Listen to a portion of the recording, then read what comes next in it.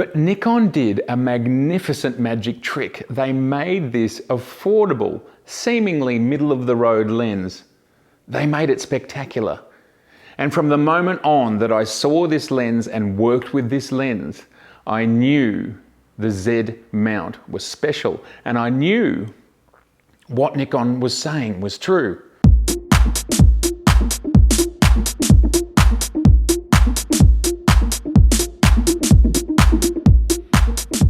G'day everyone, how are you going today? It is so very good to see you. I do hope you're well.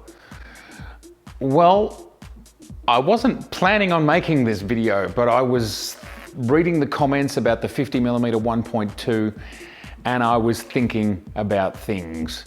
The first thing that I did is I went out and shot the 50mm 1.2 into the sun.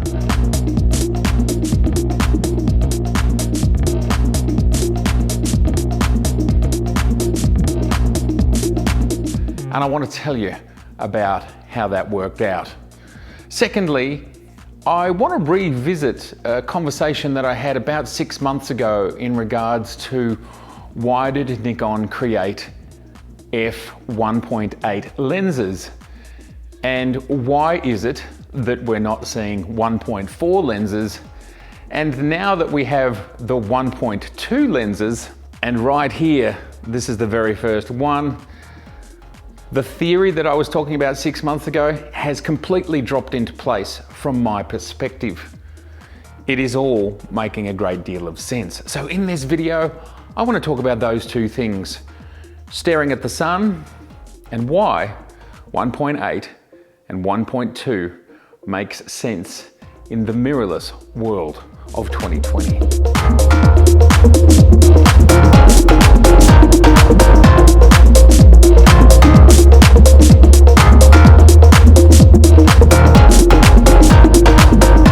Firstly, I'm going to show you some images, and in regards to flaring and aberrations, purple fringing, etc.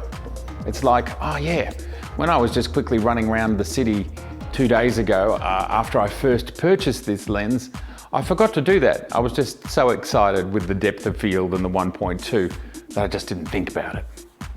So somebody mentioned it. Did you do it? And I said, no, I haven't done it yet. But I just shot outside, got behind a tree, pointed the lens into the sun with the Z7.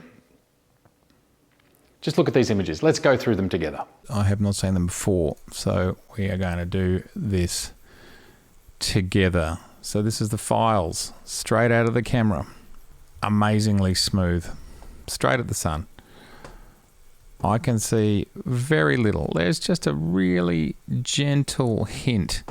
But if you look at old cameras, there's just like a jagged purple line. And this is probably the best that I have ever seen. These fine details all through here.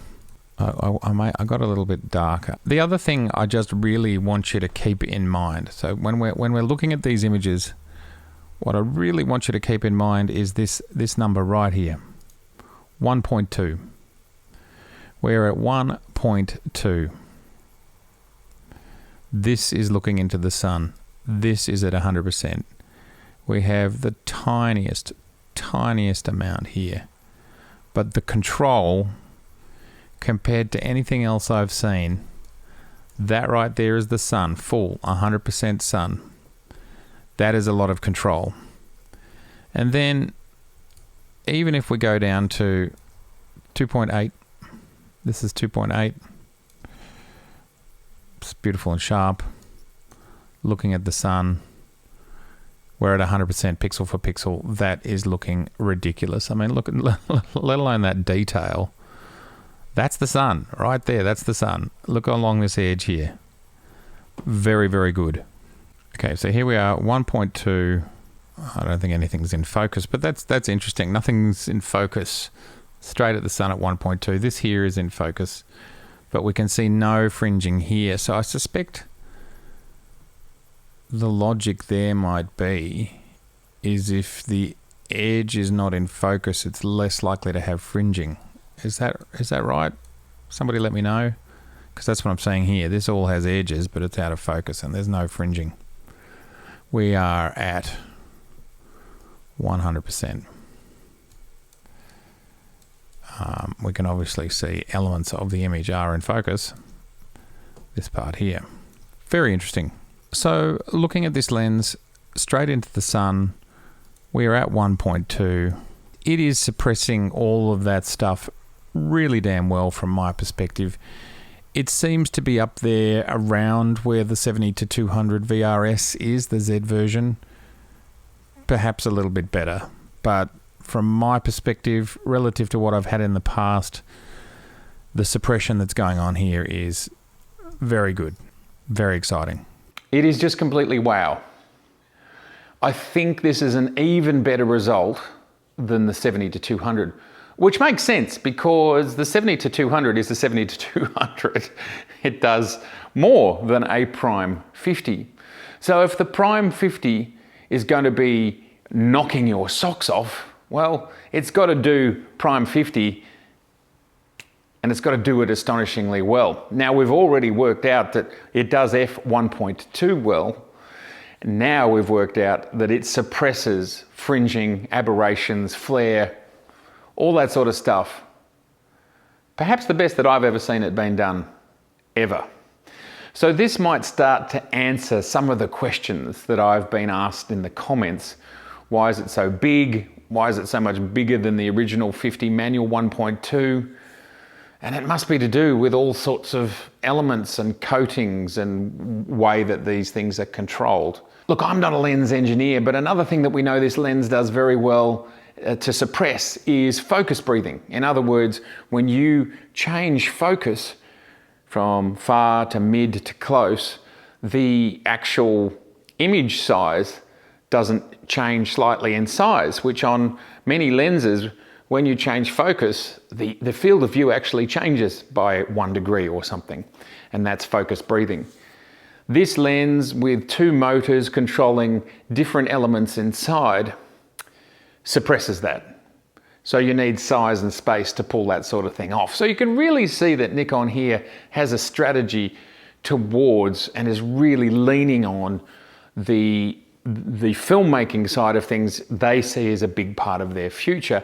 And I have to say, I'm holding this camera handheld in a laneway. I've just bought it. I'm not trying hard. I'm just literally walk, hold it up, stabilized, handheld, getting very, very high quality cinematic results, which compared to cine lenses, this lens is totally fine compared to a proper high-end cine lens. So yes, this 50mm starts to make a great deal of sense. And it is controlling focus breathing, it is controlling flare, aberrations, purple fringing, etc. It seems to be, just with a very quick early test, controlling this stuff spectacularly. And of course, we can see it does 1.2 very well. Now, it is very subjective as to how people like their background blur. That is a completely subjective topic. And people will go, I've already had it in my comments that, oh, well, you know, they've failed in that. And it's like, not from my perspective, and it's subjective. And to go back to that subject that I talked about, which I've never really talked about before, and I will say more about it because so many people are already interested in it, that idea of abstracting an out of focus background and how that can be more important or equally important to the in focus foreground, midground or background. So this lens, from my perspective, is doing that spectacularly. There is no fail, there is no pass. It is a subjective analysis. So don't listen to someone that says it's the very best in the world, and don't listen to someone who says it's a failure. Background blur and how it is rendered is subjective. Some people will like it a bit more crunchy and contrasty. Some people will like it silky cream and smooth. For my eye, that's what I'm saying with this lens. You can obviously have lenses that do it more. Sure, it's looking good to my eye so far. So this 50mm, the way it's controlling everything, love it, spectacular. Now let's talk about the 1.8 versus 1.2 strategy. Now, in this video, I'm not here to talk about which Nikon or Canon should have done first, because ultimately that comes down to a whole lot of stuff that really doesn't matter, because give another year, Canon will have 1.8s out in their primes, and given another year, Nikon will have certainly an 85 and perhaps another, maybe a 24 or a 35 1.2 is my estimation. And within 2 or 3 years, both companies will have, from my perspective, I believe, a set of 1.8 primes and a set of 1.2 primes. Now let's just quickly sidestep to 1.4s. Now, my conjecture is due to the fact that now 1.8s are so good, optically, not depth of field and light capturing capability wise, but optically, they've actually surpassed many of the old DSLR 1.4s of old. So here they go, hey, look, well, here we are. These lenses are optically just as good, if not better. So what are we going to do? There's really not much point making a 1.8 and a 1.4. And so they go, well, we'll make a 1.8 and we will make them affordable, because that's subjective and relative to all sorts of factors, like affordable, but this is a very, very high quality 1.8. Affordable, this is not as high quality 1.8, but it is a bit cheaper. It's also relative and subjective, but they are, in general, the mirrorless 1.8s of today are in general, they are cheaper than the 1.4s of old. Unless, of course, the 1.4s weren't very good. An example of a 1.4 prime that I don't think was very good is, say, the Nikon 50mm 1.4. Now the 50, is it a 58? The 58, spectacular. The 50, I don't know, but it's cheap. It's affordable. It's $500, $400, $500, something like that, US. We've now got 1.8 lenses that are optically better than 1.4s of old, but we still want to have 2 levels of primes. So it makes perfect sense to have 1.8s that are affordable, as we've already worked that out, and we're going to have the 1.2s, which are just absolutely stellar. And this is for any brand, whether it's Canon or Nikon. I'm not sure what Sony are doing themselves in the 1.2 space. But certainly we can see right now Nikon and Canon, and I can attest, because I now have one, these 1.2s are ridiculous. They are doing things I have never done before, because I've never owned a modern 1.2.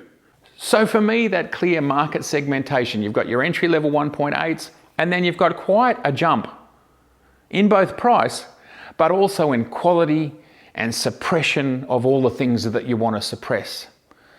This is professional glass. This is professional grade, as good as it gets in this space glass.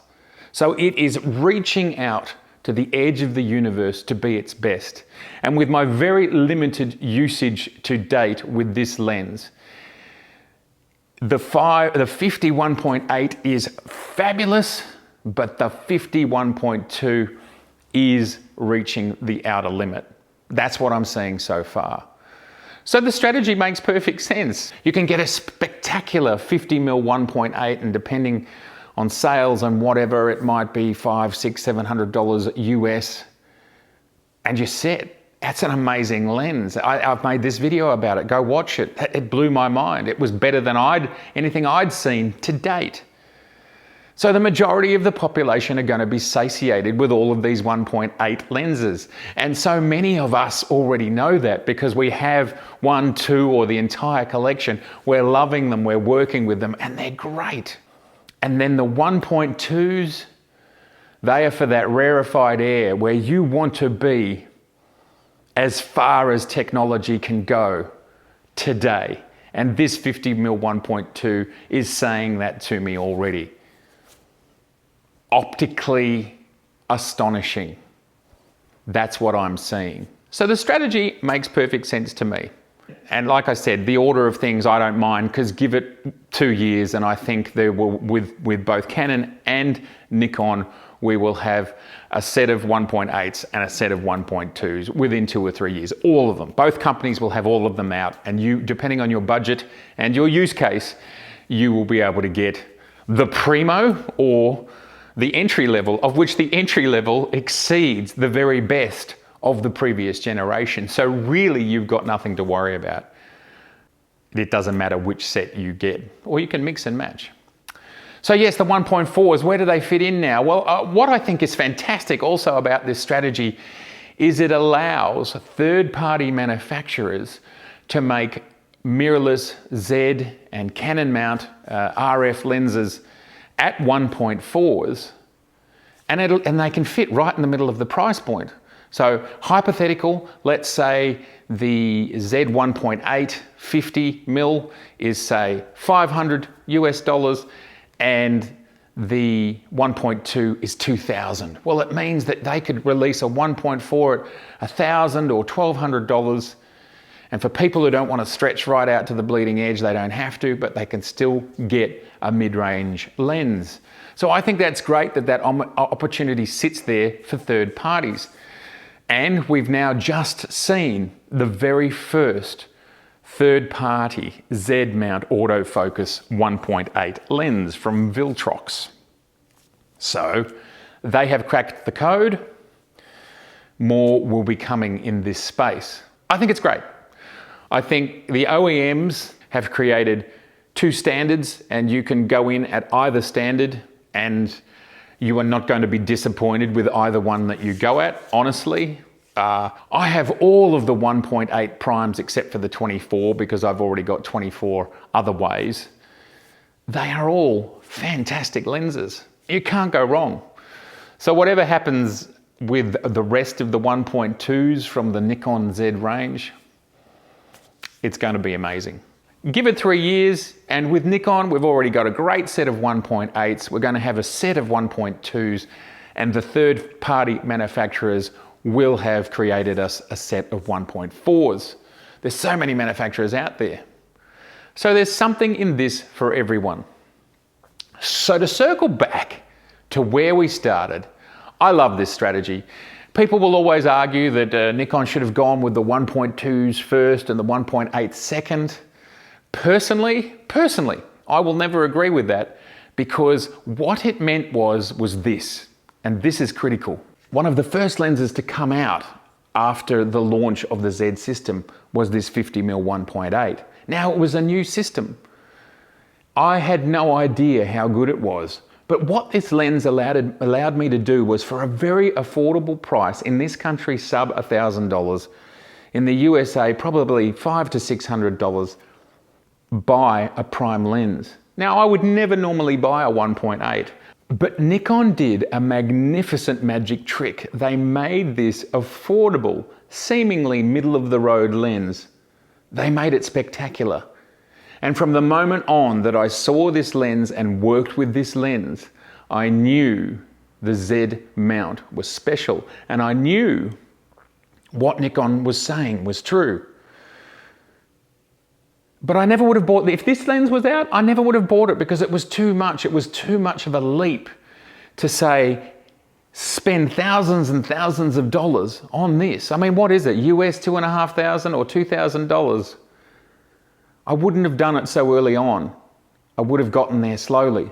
So from my perspective, allowing me to dip my toe in the water and learn how spectacular Z could be, it's been a brilliant strategy. And here we are today with both of them. That's my personal perspective, and it's actually worked for me. And I think it's worked for thousands and thousands of you out there, because you talk to me. Now, some people have asked me, am I going to keep the 1.8? Well, the immediate answer is yes. The 1.8 is still absolutely spectacular, like honestly. And when I do trips, I will try and work out which lenses I want and need first, and do I want to carry a broad range of lenses, or do I want to take specialty lenses? So I'm in the fortunate position that I can hold on to both of those lenses, and I will certainly use them at different times. The 50mm 1.2 will probably always be on the camera when I'm shooting here in my hometown for the artwork and books and calendars that I create, because it is just Spectacular. Spectacular. Smiling from my ears, as somebody said. I think that's what they said. No, it's a ridiculous lens. But certainly for travel, going away, for family holidays or traveling overseas, etc., I probably want to take more glass, more lenses at a lower weight. That's my thinking today, but you never know.